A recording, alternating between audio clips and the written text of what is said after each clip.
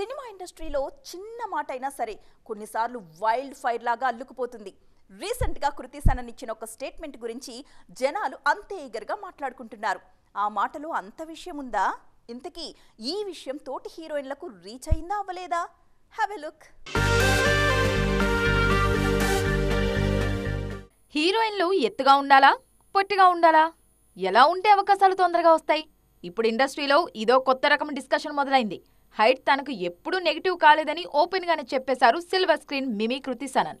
దీపికా పదుకోన్ లాంటి వాళ్లకు హైటే ప్లస్ అయిందని అన్నారు. సినిమాలన్నీ పాన్ ఇండియా మార్కెట్ వైపు పరుగులు తీస్తున్నా ఈ టైంలో హైట్ గురించి డిస్కషన్ గట్టిగానే జరుగుతోంది.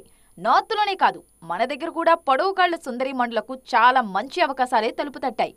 అనుష్క శెట్టి, శృతి హాసన్ కి కెరీర్ స్టార్టింగ్ లో హైట్ మంచి ప్లస్ అయింది. తెలుగులో టాప్ చేరికి వెళ్లిన పూజా హెగ్డేకి కూడా హైట్ కిర్రాక్గా కలిసొచ్చింది. అలాగని ఎత్తు తక్కువగా ఉన్న అలియా, రష్మిక లాంటి వాళ్లు 1000 కోట్ల వైపు దూసుకుపోయిన సినిమాలు చేయలేదా అనేవారు లేకపోలేదు. నటిగా ప్రూవ్ చేసుకోవాలే గాని పొట్టి, పొడవు లాంటి విషయాలను సినీ ప్రియులు ఎప్పుడూ పట్టించుకోరు అన్నది అందరూ యాక్సెప్ట్ చేస్తున్న విషయం.